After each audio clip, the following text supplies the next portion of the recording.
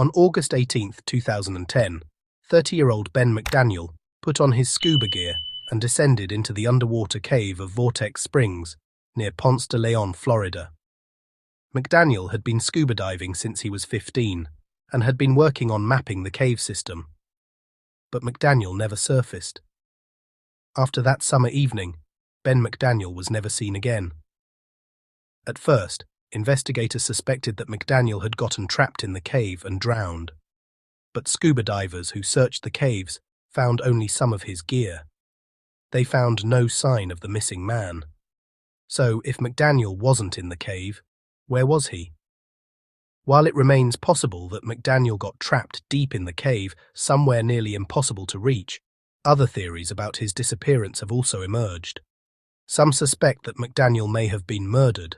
Others have speculated that McDaniel may have staged his own disappearance, as he had recently gone through a divorce, the death of his brother, and the collapse of his business. But no one knows for sure. To date, Ben McDaniel has not been found, making his disappearance one of the most bizarre in recent memory. The early life of Ben McDaniel. Ben McDaniel was born on April 15, 1980, in Memphis, Tennessee, to Shelby and Patty McDaniel. The McDaniel family was wealthy, and McDaniel had a stable and healthy childhood alongside his two younger brothers. According to a 2011 article from the Tampa Bay Times, he also had an early love for the outdoors and started scuba diving at the age of 15.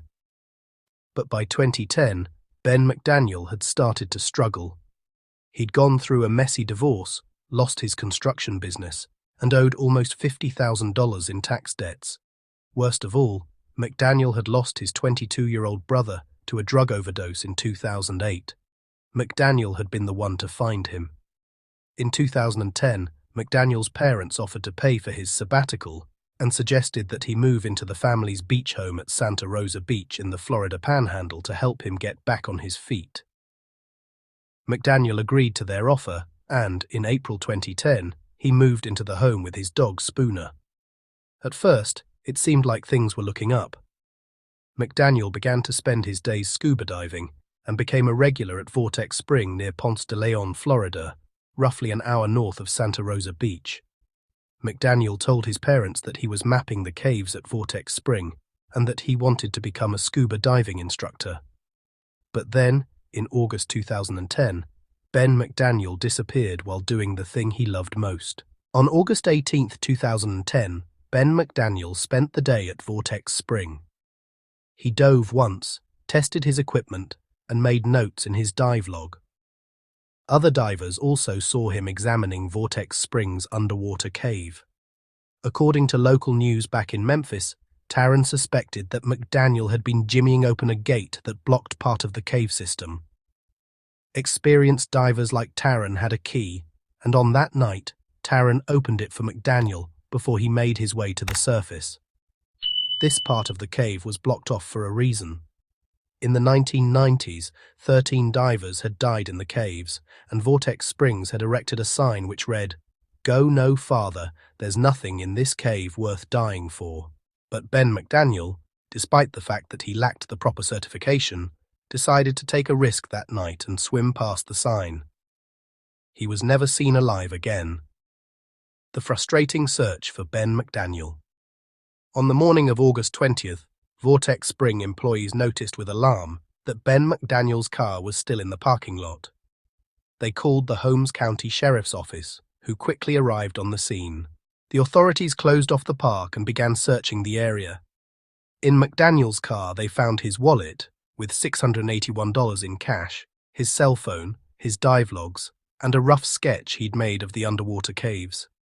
It seemed that McDaniel had never resurfaced after his dive on August 18th. So recovery divers began to search the underwater caves of Vortex Spring in hopes of recovering his body. But this was no easy task. The mouth of the cave was 50 feet deep, and the gate where Ben McDaniel had last been seen was 300 feet into its cavern. From that point, the cave grew narrower and narrower, stretching just 10 inches across in some spots. That said, the initial search of the cave did turn up one clue: 2 of Ben McDaniel's decompression tanks. Divers use these as they ascend to the surface, and McDaniel had seemingly left them outside the cave for his return. But the tanks contained only air, which more experienced divers saw as a concerning error on McDaniel's part. He should have known that cave diving required a gas mix. Without it, the diver would start to feel intoxicated. But McDaniels lacked, perhaps, this necessary knowledge. As news about Ben McDaniel spread throughout the scuba diving community, word soon reached Ed Sorensen, an experienced recovery diver who owned a scuba shop just an hour away from Vortex Spring. Sorensen was in the Bahamas at the time, and he came back to help the search effort. Having heard from other divers just how challenging the search had been, he decided to try to investigate the caves himself. Sorensen made his way past where the other divers had gone, but he saw no sign of the missing diver. And Ben McDaniel, who was larger than Sorensen, would have left signs like limestone scrapings. "We went through the whole cave," another diver told the Tampa Bay Times. "If he's in there, I don't know where he'd be. So if Ben McDaniels wasn't in the cave, where was he?" In the years since, many different theories about his disappearance have emerged. With no sign of their missing son, the McDaniel family set a reward of $30,000 for anyone who could uncover Ben McDaniel's remains in the cave. This decision enraged the diving community, who felt like the reward would cause divers to lose their lives in the cave. And they were seemingly right. In 2012, a diver died in the caves at Vortex Spring, apparently while searching for McDaniel's body. Divers weren't the only ones who were unable to prove that McDaniel's body was in the cave.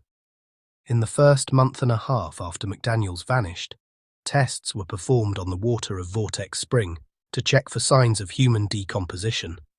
Ultimately, all of the tests turned up negative. Because of this, coupled with the lack of scuff marks on the cave's limestone walls, rescue cave divers and other members of the caving community are confident that Ben McDaniel is not in Vortex Spring. But if not, where is he? According to one theory, Ben McDaniel may have faked his death to start a new life. Proponents of this theory point to McDaniel's recent emotional struggles as reasons why he'd want to leave his life and start anew. However, his loved ones don't believe he would have left his dog to starve, or that he would have vanished so soon after his parents lost their youngest son. Others suspect that Ben McDaniel was killed. The Tampa Bay Times reports that there were teenagers drinking near the site that day, and that a drunk man tried to go diving that night after sunset. Possibly McDaniel was even killed by the Vortex Spring employees who last saw him, though both passed polygraph tests. Perhaps the most popular theory is that McDaniel died in the cave on August 18th, and when employees arrived the next morning and discovered his body, they panicked, then disposed of his remains somewhere else. However, no one knows for sure what happened to Ben McDaniel. Without a body, it's a total mystery what happened after he took his final dive.